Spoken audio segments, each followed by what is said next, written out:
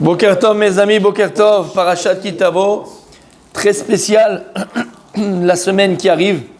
Pourquoi?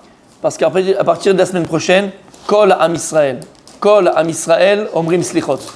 Tout le Am Israël commence à dire Slichot, puisque vous savez que les Ashkenazim, eux, ont l'habitude de commencer donc après le Shabbat, juste avant Rosh Hashanah, donc c'est en fait après Kitavo. Et donc maintenant, on va tous les matins, Be'ezrat Hashem, se préparer à Rosh Hashanah. On dit dans les Slichot, un passage au début, et on dit Kedalim ou Kerashim dafaknu delatecha. Kerashim ou Kedalim dafaknu delatecha. Traduction, Kedalim ou Kerashim, c'est un synonyme qui a une différence malgré tout en hébreu, mais disons Kedalim comme des pauvres et Kerashim comme des pauvres. Mais c'est ces deux sortes de pauvres, je ne rentre pas dans les détails, d'accord, deux synonymes. Et on dit Kedalim ou Kerashim comme des pauvres et comme des mendiants, on va dire. Dafaknu delatecha. Dafaknu, on tape à ta porte. Qui a Kadosh Baruch Hu pour faire tes chouvas. Ça, c'est le pshat. Mais qu'est-ce qu'il y a écrit ici en remez, en allusion? Kedalim ou Kerashim, dafaknu delatecha. De génération en génération, les nations du monde ont essayé par tous les moyens. Ça commence par l'Égypte. Par tous les moyens. Non. De nous détourner d'Akadosh Baruch Hu, de nous détourner d'Hachem, par tous les moyens, d'abandonner Hachem, de tourner le dos à Akadosh Baruch Hu. Toute la guerre, tout ce qu'on a essayé de nous faire, c'est qu'il y a écrit dans le Shema Israël, Hachem, Elokeinu Hachem Echad. Écoute Israël, Éternel est ton Dieu, Éternel, moi je ne sais pas comment on dit en français, d'accord? Oui. Shema Israël, hein? Dieu est un, d'accord.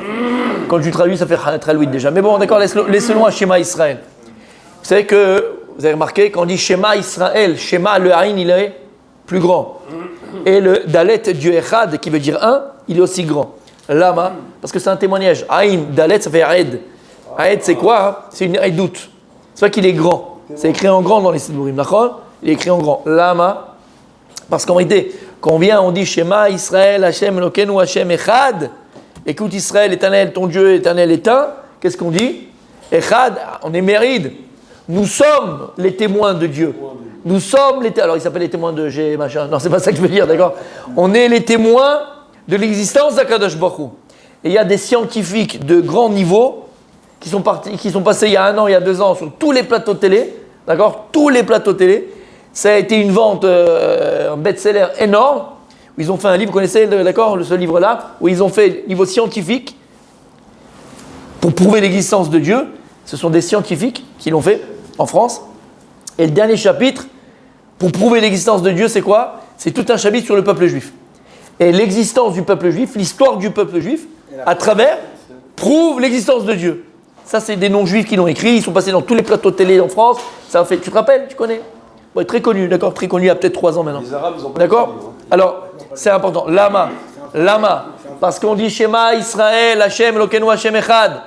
Aed, on est témoin de l'existence de Dieu. L'histoire du Ham Israël, le peuple juif, par rapport à tout ce qu'il a passé, tout ce qu'il a vécu, toute son histoire, elle témoigne de l'existence d'Akadosh Baruch Hu. Et nous-mêmes, quand on vient, on proclame au fort Shema Israël, Hachem Echad, alors on proclame l'existence de Dieu et le Dieu unique, Akadosh Baruch Hu. Maintenant, écoutez bien. De génération en génération, les nations ont essayé de transformer le Echad, Shem Echad, Hashem est un. En quoi hein? Ça s'est joué juste sur une chose. Quand tu prends le Dalet, quand tu écris un Dalet en hébreu, Dalet, il y a une petite boucle, d'accord? Sur le Dalet en haut. Ce qui fait le Dalet, c'est la boucle de là-haut. Mais si tu enlèves la boucle de là-haut, tout petit truc, tu enlèves la petite boucle du Dalet, qu'est-ce que ça fait? Ça fait un Resh. Alors là, tu es très fort. Ça, c'est après une petite soirée. Je vois un Vav. Attends, c'est un Vav ou c'est un Resh? D'accord, mon Salik? Ouais, super, c'est bien. Donc, d'accord? Tu enlèves la petite boucle du Dalet, ça fait un Resh. Et ils ont essayé de génération en génération de ne pas dire Hachem, Echad, et là Hachem Acher. Il y a un autre Dieu, soit l'acrobate, soit Mohammed, soit qui tu veux. On a essayé à chaque fois, génération, enlever l'âme Israël de Hachem Echad. Et nous faire croire qu'il y avait El Acher, comme écrit dans la Torah. Velo tishtachave El Acher. Tu ne prosternes pas à un autre Dieu. Transformer le Dalet de Echad en quoi? En Acher. Nous faire croire qu'il y a d'autres dieux, le Dieu de l'argent, le Dieu de l'amour, le Dieu de ce que tu veux.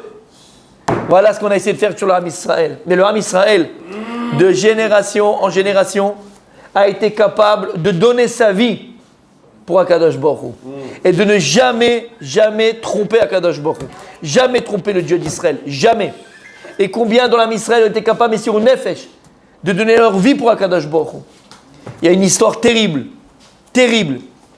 Et jusqu'à aujourd'hui, encore certaines communautés qui sont encore liées à leur histoire, entre guillemets, fêtent ce jour-là. Quel jour je vous raconte? Vous savez qu'il y avait une très très très grande communauté juive à Salonique. Très grande, à Salonique. Salonique, c'est en Grèce. Saloniki.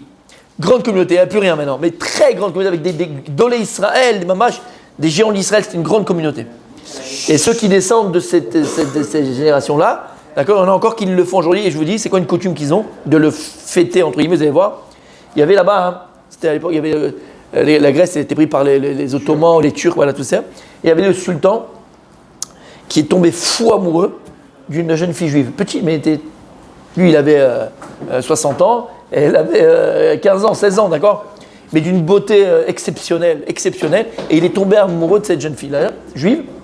Et il a décrété, qu'est-ce qu'il veut faire? Il a décrété qu'il devait l'épouser. Donc il a été la chercher, machin, je vais t'épouser.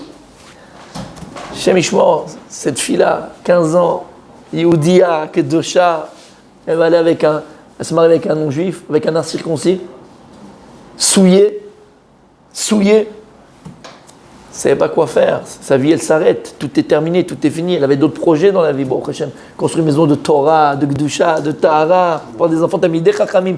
Ma'yeita. Lorsqu'elle a été amenée dans la maison du sultan, elle ne savait pas quoi faire. Et elle demande avant le mariage de parler au sultan. Elle arrive devant le roi, devant le sultan, et lui dit: j'ai une question à te poser avant que tu m'épouses. Je dis: oui, bien sûr, il n'y a pas de problème, ma future femme. Elle lui dit: qu'est-ce que tu as trouvé en moi de beau pour craquer autant, pour tomber fou amoureux de moi? C'est quoi qui t'a fait craquer? Qu'est-ce qui te plaît chez moi le plus? Et le sultan lui dit: c'est tes yeux. J'ai jamais vu des yeux comme ça. Elle a dit: d'accord. Elle est partie.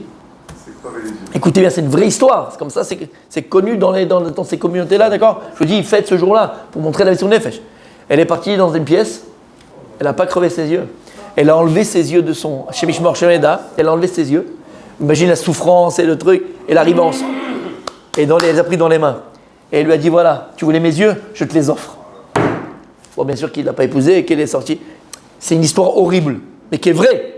Et cette mission nefesh, cette jeune fille-là, dans cette communauté, il le commémore, entre guillemets, d'une certaine manière, d'accord, pour Messirut Nefesh, pour ne pas tomber entre les mains d'un non-juif et être marié avec un non-juif et un incirconcis. Comment c'est possible? Qu'est-ce que je vais devenir? Alors nous, ça nous dépasse, c'est les choses qui nous... D'accord? Mais Messirut Nefesh. Messirut Nefesh. Pendant la Shoah, les nazis, Marshimam, Vizicham, ils sont entrés dans un village en Ukraine.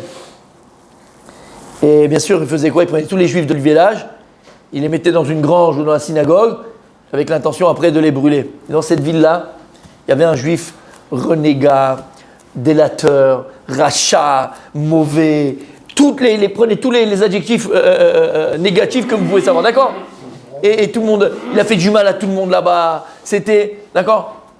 Les nazis sont arrivés, ils l'ont pris, ils l'ont rentré dans la synagogue, il y avait tout le monde comme ça.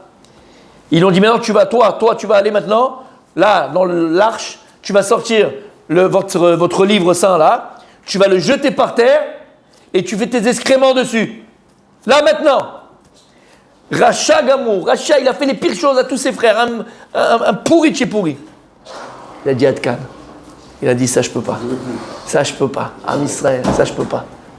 Tu le fais pas, on va te brûler vif. Ça je peux pas. Et Marshemam, ils ont fait ce qu'ils ont fait. Et Am Israël. Am Israël, Shema Israël, Hashem, Lokenu Hashem Echad.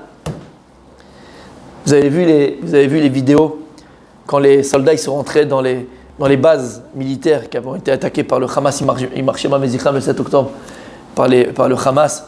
Il y avait des jeunes filles, encore quelques-unes qui ont été sauvées, qui se sont cachées en dessous des lits, qui se sont cachées machin, pour aller les sauver. Parce qu'ils ne savaient pas si c'était qui se cachaient comment ils s'appellent, les terroristes ou pas. On voit les soldats arriver, et qu'est-ce qu'ils disent? Shema Israël, ils disent Shema Israël, pour que les autres répondent. Vous avez entendu ou pas? Ils se parlent entre eux, ils disent comment on va faire reconnaissance. T'as pas vu la vidéo? Elle est passée 1 milliard de fois. 1 milliard, non, elle est passée 1 milliard de fois. Et il dit Shema Israël. Tu entends dans la vidéo, pour que les jeunes filles elles savent que c'est les Israéliens qui arrivent, les soldats israéliens qu'elles répondent, et ils savent que là-bas c'est des Juifs ou des Juifs. Voilà le cri du Ham Israël. Shema Israël, Hashem Hashem Echad. Et malgré que génération en génération on a essayé de nous faire tomber, de nous faire tomber, de nous faire oublier Akadosh Baruch Hu, de changer de Dieu, Chas v'Shalom. Am Israël, il s'est laissé brûler dans les bûchers. Am Israël, il s'est laissé tuer. Am Israël, Behemet, il est resté fidèle à Akadosh Baruch Hu.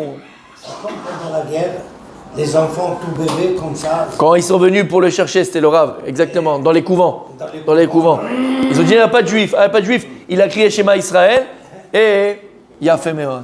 Maintenant, on a compris. Tous les matins, dans les slichot, la kavana qu'on va avoir, on dit Kedalim ou Kerashim dafaknu de la techa. Qu'est-ce qu'on dit? Kedalim ou Kerashim. Kedalim comme les Dalet ou Kerashim comme les Resh. Voilà où était la guerre du Ham Israël. De génération en génération, entre de la Dalet et le Resh, on a essayé de nous transformer le Dalet de Echad en Achechad Veshalom. Aval Akadosh Baruch Hu, qu'est-ce qu'il a fait le Ham Israël? Kedalim ou Kerashim dafaknu de la techa. Et nous, on a tapé sur le Dalet. On est resté fidèle au Dalet. On n'a pas transformé le Resh. On est resté fidèle au Dalet. Akadosh Baruch Hu. Je l'avais déjà dit, ça l'année dernière. Tu te rappelles pas? Et j'avais rajouté l'histoire du Baal Shem Tov. Tu te rappelles avec les 2 Talmidim? Quand ils sont partis, ils ont vu le gros. Oui, alors. Avec le père, finalement. Et le père, il s'est tué. Il a dit, moi, pourquoi je mange beaucoup? J'avais fait ce cours-là déjà. Ouais. D'accord? Voilà, on dit Dafak nous de la terre à Kadosh Baruch. On a tapé. Nous, on tape sur quoi? Sur ton Dalet à Kadosh. Voilà ce qu'on vous dit, c'est le Dalet. On est resté fidèle à quoi? Shema Israël, Hashem, Elokeinu, Hashem Echad. Et voilà, c'est pour ça, mon tzaddik, que nous, on doit s'inspirer de ça pour qu'on fait les slichot. C'est le moment, toute l'année, tout le temps, toute notre vie. Mais c'est le moment le plus opportun à Messirut Nefesh. Messirut Nefesh. Et comment elle commence à Messirut Nefesh? C'est de venir au slichot. C'est de se lever. On peut avoir un moment de fatigue, ça, sur un d'accord, on est humain. Mais je parle de manière générale. Plus de Torah, plus de Maasim Tovim, plus de Torah à la maison, plus de vrai Torah à la maison. Les amis, on est à 2 Shabbats de Rosh Hashanah. On a 2 Shabbats encore de l'année, 2 Shabbats. On peut les rendre extraordinaires. On peut rattraper tous les Shabbatot où on a dormi, où on a parlé de Chol, où on a parlé de bêtises, où on a fait n'importe quoi. On est à 2 Shabbats de Rosh Hashanah. 2 Shabbats de Rosh Hashanah. Et Bezrat Hashem, on va se renforcer dans notre Shabbat. Dans notre Shabbat, on va se renforcer de ne pas parler à la synagogue, de d'ivrer Torah, de chanter. Liot Sameach. Être très, très, très joyeux ces Shabbatot. Si on était un peu triste pendant l'année, encore plus joyeux ces Shabbatot. On peut réparer tous les Shabbatot de l'année, Bezrat Hashem. Il faut avoir conscience de ça, on arrive à Rosh Hashanah. 2 Shabbats il reste. 2 Shabbats il reste. À nous de les rendre extraordinaires. À nous de les rendre extraordinaires. Pas dormir, pas se reposer. Je vais en reparler pendant Shabbat si Dieu de ces lignes-là. Mais ne pas dormir, d'être là, d'étudier encore plus, d'être plus dans Maasim Tovim. On va parler de Dakot et de haine. C'est le moment. Il faut mettre le paquet. Il reste 15 jours. 15 jours. Mais on peut tout changer. Il faut mettre le paquet, Bezrat Hashem. Pour qu'on ait une bonne année. Qu'Hashem nous donne les moyens encore et des meilleurs moyens de le servir, Bezrat Hashem. Shabbat Shalom Borach.